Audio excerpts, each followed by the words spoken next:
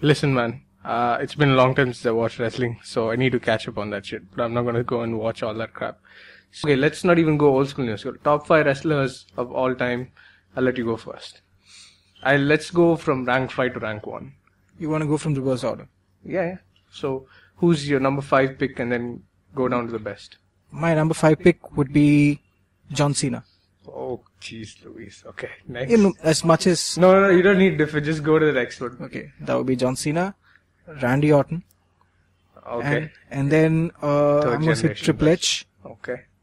Stone Cold and CM Punk. Nice. Okay. So you ended it kind of pretty good. For me, number 5 would be Dean Malenko. I think I talked about this guy earlier. Dean who? Dean Malenko, the man of 1,000 moves. If you go see his wrestling, so these guys are like, the backyard wrestlers who lives are revolved around wrestling. So you should go check it out. Dean Malenko, man of 1,000 moves. 4th would be, I'm guessing, Kane.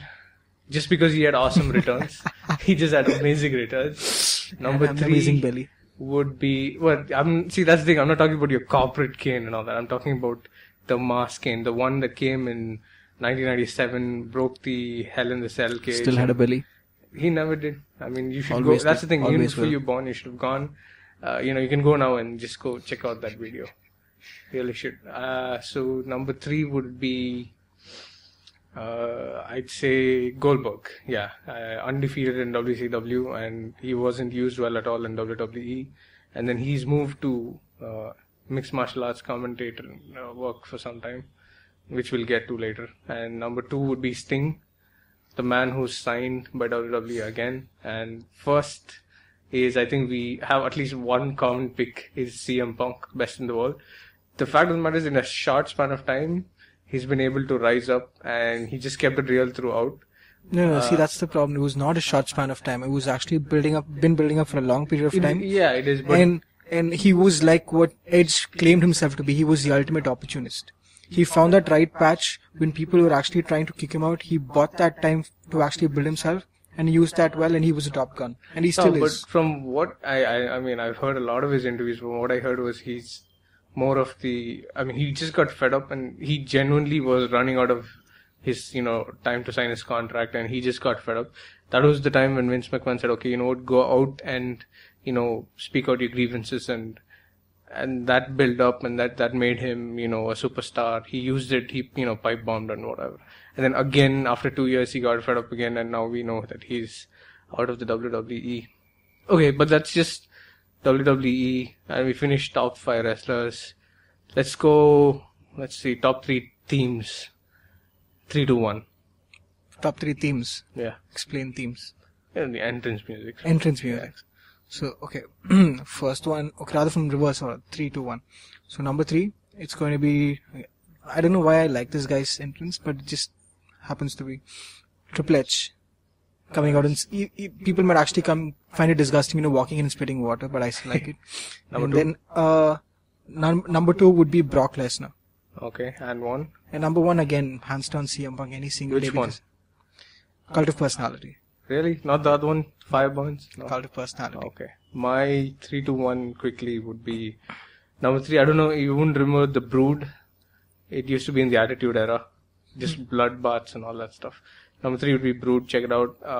It used to have Gangrel, Christian, and Edge. That's where they originated from. Okay. And they used to have amazing fights with the Dudley Boys and the Hardy Brothers. So that's Brood. Number 2 would be Triple H. Mostly because I've used his theme song for workout playlist and all, in my workout playlist and all. And number 1 would be Kane, the Slow Chemical. That's an amazing thing. You know what? I'm gonna even talk about top 3 matches, and I'm gonna be picking first. Third match would be, I think it would be Goldberg winning the WCW title from NWO, from Hulk Hogan, in WCW. Second would be the Iron Man match in 1996, if I'm not wrong, between Shawn Michaels and Bret Hart. That was an insane match I watched as a kid. And the first would definitely have to be the casket match between Yokozuna and Undertaker. You can also honorably mention, Shawn Michaels versus Razor Ramon. in the ladder match. These guys made these kind of matches amazing, even before you were born and shit like that. Yeah, so what are your top 3 picks? Okay, my top 3 picks, starting again from the sort of, my third pick would be Triple H against Shawn Michaels at SummerSlam. Which SummerSlam are you talking about? I unfortunately don't happen to remember which one. It was actually after the time where Triple H backstabs Shawn Michaels, as he comes back in from the parking lot, beats him down with the steel chair. Shawn Michaels understands who it is. So much detail, but you don't know which SummerSlam. Okay. Unfortunately, I don't, because it was still more like patches that I happen to see now and then. Number 2. Number 2 would be Randy Orton versus John Cena. It was Again, which one? Again, don't remember. It was an I Quit match though. Okay. And finally was Shawn Michaels' last match at WrestleMania against The Undertaker. Yeah, that was good. That was one brutal match. The Ric Flair match, the last one for him? No, that was Ric Flair's last match. Okay. See, that's the other thing, even pay-per-views, I just go watch the highlights whenever I can. It'll take someone like CM Punk or like a Stone Cold to get me back into watching wrestling full time. That, and probably because I'm more into, the UFC, mixed martial arts and stuff like that. Speaking of which, I'm kind of shocked that, we have billions of people in India, and kind of shocked that we don't have a full on interest into the UFC, which promotes MMA being mixed martial arts and UFC being the Ultimate Fighting Championship.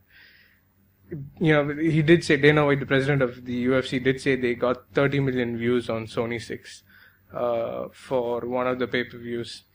So I know you were asking about kickboxing that day as well. So basically, MMA is the sport, like how pro wrestling is sports/entertainment, and it's promoted by the UFC. There are other promoters like Bellator, which is like the equivalent of TNA in wrestling. So the UFC has the best fighters, clearly. Tomorrow morning at 7:30, Sony 6 and Sony 6 HD, you get UFC 179, the pay-per-view. It's at Rio in Brazil, and you have amazing fights. Jose Aldo, the featherweight champion, versus Chad Mendes. This is a rematch from 2 years ago. And then you have Glover Teixeira. The guy has like lunch boxes for hands, and he can punch and knock out anyone. And then he's fighting Mr. Wonderful, that's his nickname, Phil Davis, who's a jiu-jitsu master and a wrestling master. That should be fun. I mean, those are the 2 main cards. I'm going for. It's kind of confusing. I would pick Phil Davis for the light heavyweight fight against Glover Teixeira, and I'd hope Chad Mendes defeats. So what's the difference between this featherweight and the light featherweight? So we have many weight classes. I think you start with bantamweight. You have atomweight, flyweight, bantamweight, featherweight, lightweight, welterweight, middleweight, light heavyweight, heavyweight, and earlier you used to have super heavyweight. If it's a championship fight, it's 5 5-minute rounds. If it's a regular fight, it's 3 5-minute rounds, and the fight starts on the feet, so you can either strike, that is box. I see, that's exactly why. The fact that you actually broke it down for me is why people don't tend to turn their heads much towards UFC. I mean, I'm definitely giving credit to all the things you do. I mean, with regards to the moves, the mixed martial arts part and everything, all that's given, I'm definitely giving credit to. But the fact that it's, like, you compare wrestling and WWE and you compare UFC, the whole thing is, at WWE, it's not just about wrestling, it's about entertainment, drama, and everything. So it's like the whole package. It's like the whole package. I mean, people at wrestling also work their asses off. Yeah. I mean, at some point you actually need some kind of entertainment or drama just to get your that's the thing. moods up. I was getting to that when you let me finish. I have to get through the nitty gritty stuff. No, but see, okay, wait, hold on. In wrestling, if let's say you and me fought in wrestling, in pro wrestling, we would know that, I'm not going to rip your head off and, this is what the end result is. It's not like that in the UFC. The other guy wants to win and get the bonus money, get the extra money. It's a matter of winning versus losing as opposed to putting on a show. These guys work their asses off. They want to be the champion. You get only a definite, a small window of time, before you age, and then you can't, somebody younger, faster, stronger will come and beat you for the belt. So the entertainment of this sport is the fighting itself. It's not it's not just entertainment separately, fighting separately. The fighting is the entertainment. You have to appreciate the martial art and what these guys go through. What I'm just going to put a few links for you guys to know, for the one or two people listening, to just check out what they actually go through, what goes through in the fight night, the 2-month camp before that, and how they live their lives, the backgrounds that they come from. So I think it takes some appreciation to know. I mean, I've done a few sessions in, I told you, jiu-jitsu, kickboxing, boxing, and aikido and stuff like that. And when you get your ass kicked, you appreciate it even more. It's just a separate form of art. I should probably introduce you to some MMA guys, and then you'll start appreciating what these guys go through. Your level of entertainment again is minimal. This is not entertainment. This is sport. What you're having is sport. So if it is a sport, take it to the Olympics. Take it to your own Olympiad. Have your own World Cup. I'm not saying I'm against UFC. Honestly, I'd love to see a street fight happen. It's not a street fight. That's the people generalize UFC into street fighting, cage fighting, and all that. I get that. I'm not comparing it to a street fight. I'm saying honestly, I would love to see I would love to see someone kick someone's ass with regards to whatever kind of style it is, whatever heavyweight or lightweight or whatever class they are from. I don't care. I would love to see them kick another person's ass, but that's besides the point. I mean, that's the whole point. That's the whole point where, like you were talking about how people actually slog their way out in the UFC as against to the way people do it in WWE. Yeah. That is so not true. I mean, you look... No, wait. The question I was trying to answer was, you said UFC is not entertaining. What I'm saying is, in the WWE, two people in the ring know that one of them is not going to be sent to the hospital. They know the end result. It's so again, you're mixing the entertainment part with the competitive part. There's no. I'm looking at it from a whole perspective. I'm looking from the competitor's perspective and also from the audience perspective, because competitors do not make the game. The people who turn up to the shows, the audience, the universe. So you're saying somebody who's in the UFC, who's trained their ass off for 2 months to win $60,000 as opposed to $20,000, should smack talk in between just for... I'm not saying that. See, I'm not saying that. I'm just saying the level of entertainment that the WWE possesses, or the TNA for that matter possesses, is much greater than the TNA. That's the thing. What you're describing WWE or TNA is, it's pure entertainment through combat sports. This is pure combat sports. Period. It also has an entertainment value pre-match, post-match, even during match sometimes. But the main thing is the fighting itself is the art. I can tell you one thing. When we were all cavemen at some point, they never had they never had Twitter, they never had Facebook, they never had script writing, they never had trash talking and shit like that, but they always had fighting. Like how Dana White says, the president of UFC says, fighting is always in our DNA. Fighting is something that we know from long back. Fighting, eating, sleeping, all that shit. So I can understand that you like the entertainment value of WWE, that's all good, but if you watch the UFC, if you understand the different sports, the different martial arts, if you've been a follower of martial arts, so have you done any martial arts? I think you've done karate or something. No, so that's the thing. Like I said, if you get your ass kicked in the gym and you kick ass, you tend to appreciate it more. So I think you should watch a few UFC fights, and then how these guys train and how they get to this level, and then you will see that there is so much entertainment, so much value within the UFC, and there's no way in hell you can compare the UFC with the WWE or vice versa. I can see the way you said it, the way the amount of energy to put, the amount of and let's say the strength and whatever they take into putting and getting on top is more. It's like a sense of motivation or inspiration as opposed to entertainment. I never said it's entertainment, but you still do have entertainment. There is still value in it. But it is not. It's a sport. Let me make clear. It's a sport. What you do, WWE is not a sport, it's entertainment. So these are two, it's apple and oranges, you can't compare the two, but, each has their own value, is what I'm saying. I think it's an acquired taste. That's the whole point. Because each apple or the orange has its own value, that you actually have to pick between one or the other. No, you can watch both. I used to watch wrestling, and when it's fun, I still watch wrestling. And I follow UFC a lot. I guess it's just that, this is what I'm coming to, is that we don't have much exposure to the UFC or martial arts here. I mean, I see some kids, local, clubs and gyms having jiu-jitsu or kickboxing, which is good. And that's exactly the point I'm coming back to. It's unfortunate that we don't have much exposure of mixed martial arts in India. I'm hoping that happens over the few years. You know what?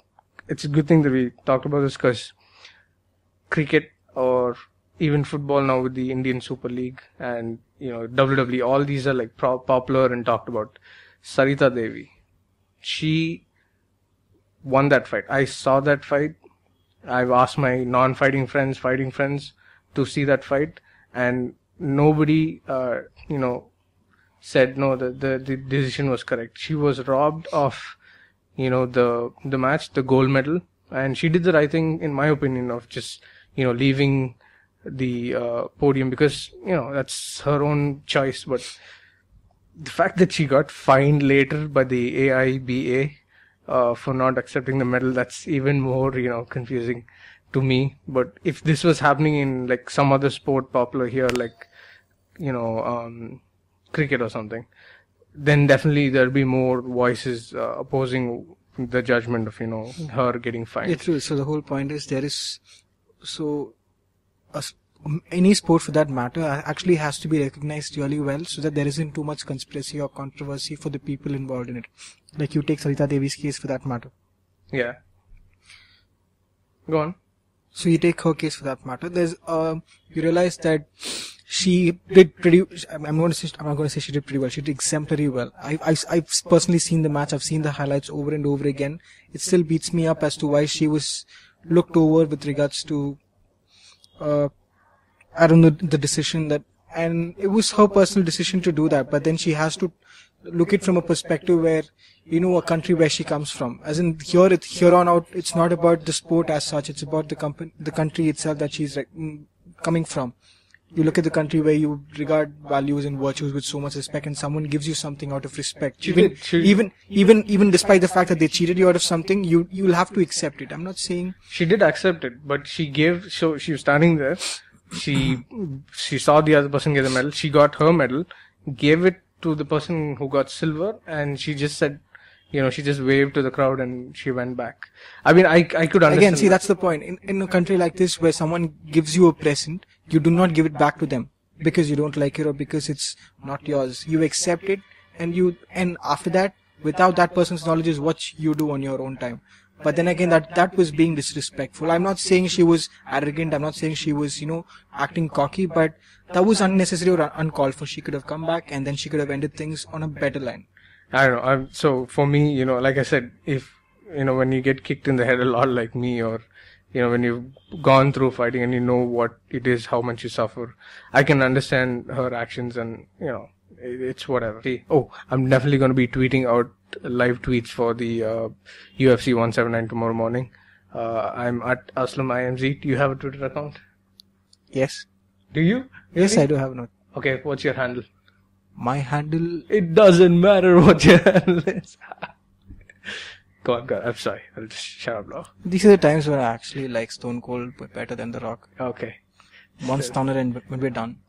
At AslamIMZ, the only one that you need to follow. And mine would be at the rate of Adit G. Unfortunately, I won't be tweeting much, so it's up to you to follow or not. Alright, cool. That was good. That was a good chat. So, we'll be talking more about football and other stuff as well. Thank you guys for listening, and we'll catch up next time. Bye-bye. Bye-bye.